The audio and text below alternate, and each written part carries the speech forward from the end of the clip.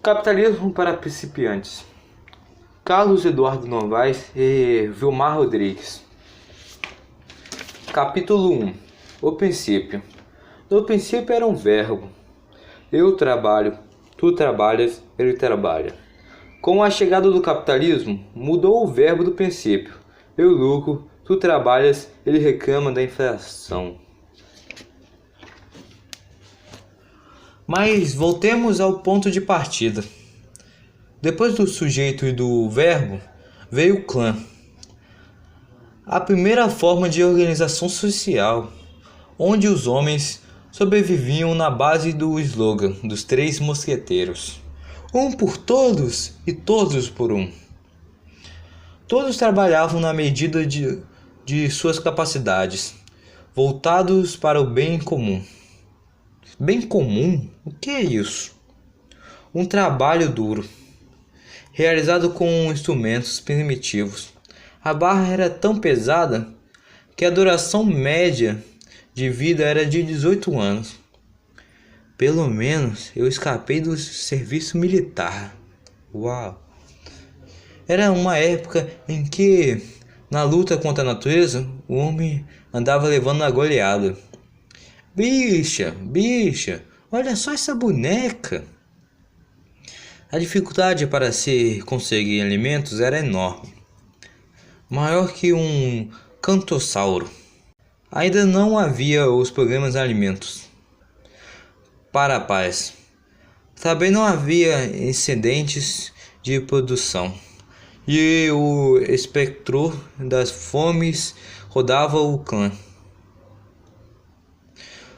Como aos nossos nordestinos. Nessas condições, tudo era rachado em todos. Alegre-se, meus caros. Hoje, enfim, vamos comer bem. Trouxe nós para dividirmos. O tamanho do clã: 897 habitantes. Foi mesmo uma sorte os nossos ancestrais não terem morrido de fome. Se assim fosse, a história do homem teria terminado ali e hoje certamente haveria um dinossauro morando no meu apartamento. Afinal, como foi que o homem saiu dessa, hein? Transando com a natureza? Naquela de horror ou desses. O homem tratou de inventar arma e ferramentas. Rapaz, veja o que eu inventei. Um arco. Ei, e para que serve? Por enquanto, para nada. Mas espera só até eu inventar a flecha. Munido de arco e flecha, o homem já não precisava mais encarar o Brontossauros. Aumentaram os meios de obtenção dos alimentos. O homem começou a produzir então mais do que era preciso para o consumo imediato. Foi inventada a despensa. Como estamos de nozes? Temos 4.789 nozes, mas só 2 castanhas. Com a aparição dos excedentes, desenvolveu-se um intercâmbio entre as tribos. Começou um troca-troca infernal. Quer trocar essas 4 figurinhas pelo seu brontossauro? Só se forem carimbadas.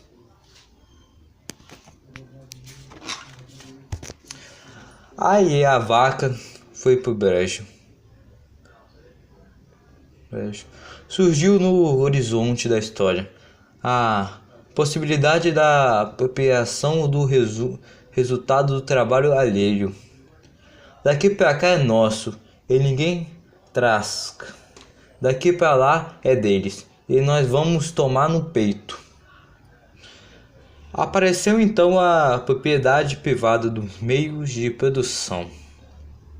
No momento, eu creio, em que o criador estava distraído.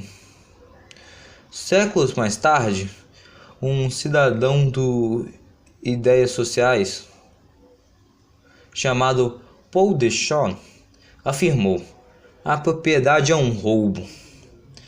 Mas ninguém deu atenção. Propriedade privada. Por favor, não entre. Mamute bravo.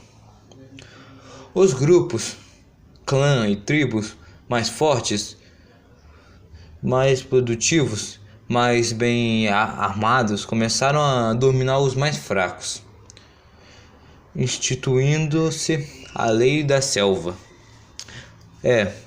Como Tarzan ainda não havia nascido, o pau comeu como resultado. Atenção, Sudeste do Rio de Janeiro, informa. Modificação na história, sai o clã e entra a escravatura. A escravatura foi chegando e fazendo suas reformas. Transformou a antiga sociedade sem classe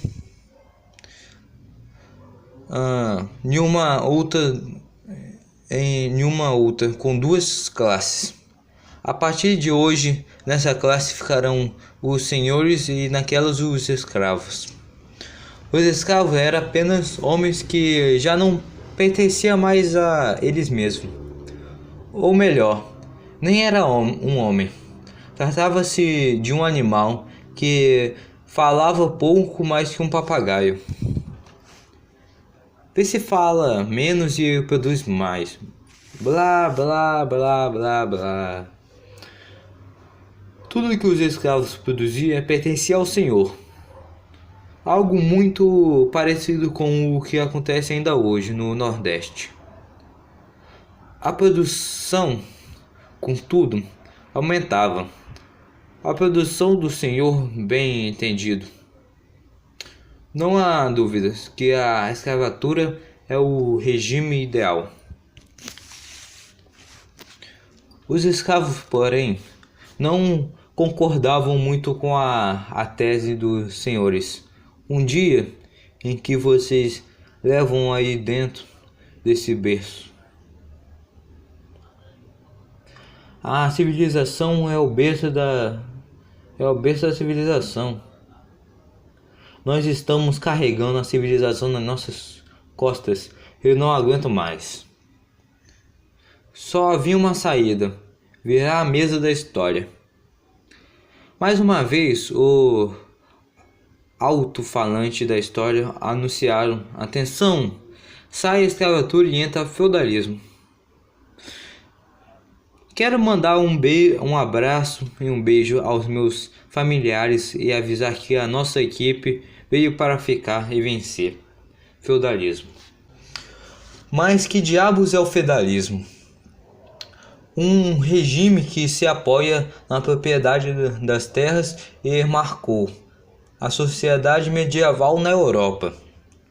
Foi a base da exploração dos camponeses. Sim, mas nós já não somos mais escravos. Somos proprietários absolutos do Senhor.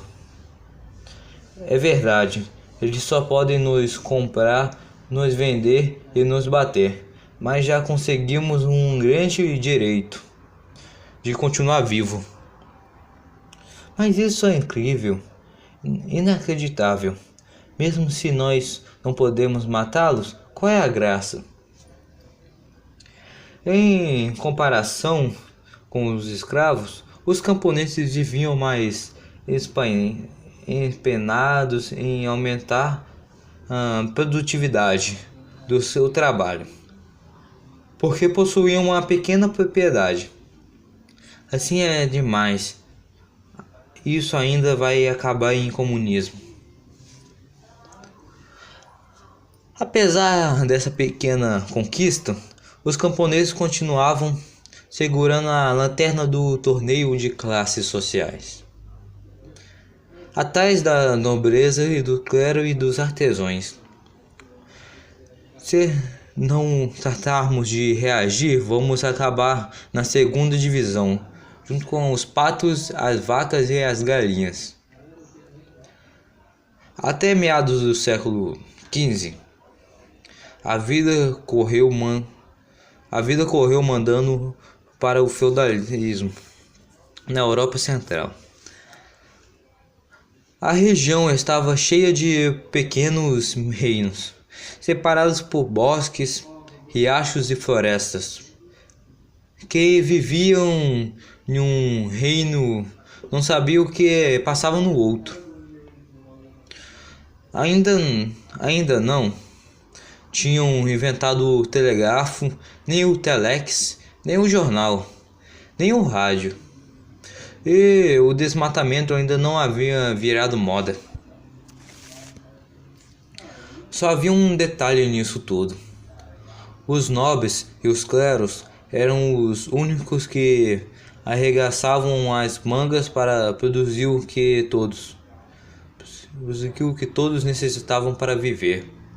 No entanto, pasmem, eram também os únicos que tinham casa, comida e roupa lavada. E ninguém protestava contra isso. Você ia protestar contra o quê? Se você não me pagar, já sabe, vai direto para o inferno sem escalas. Quer dizer, na realidade, o homem se dividia em duas categorias: os que tinham terra e os que não tinham terra. O mais engraçado de tudo isso é que os que não tinham nada é que pagavam impostos pelos que tinham tudo. O senhor acha isso justo? A vontade de Deus é que haja ricos e pobres. O senhor acha isso justo? Nunca ouvi falar dessa palavra. As camadas inferiores da população eram muito ignorantes e acreditavam que Deus dividia os homens entre ricos e pobres, e que a missão dos pobres na terra era de pagar impostos. A ignorância se aliava ao medo. Ninguém ousava duvidar de Deus, para não correr o risco de virar churrasco. Meu tio me disse que Deus não existe. Claro, e você acha que se existisse a igreja comportaria desse jeito? Final do primeiro capítulo do livro Capitalismo para Principiantes. O segundo capítulo será lido no próximo vídeo. Adeus e deixe o like e se inscreva no canal.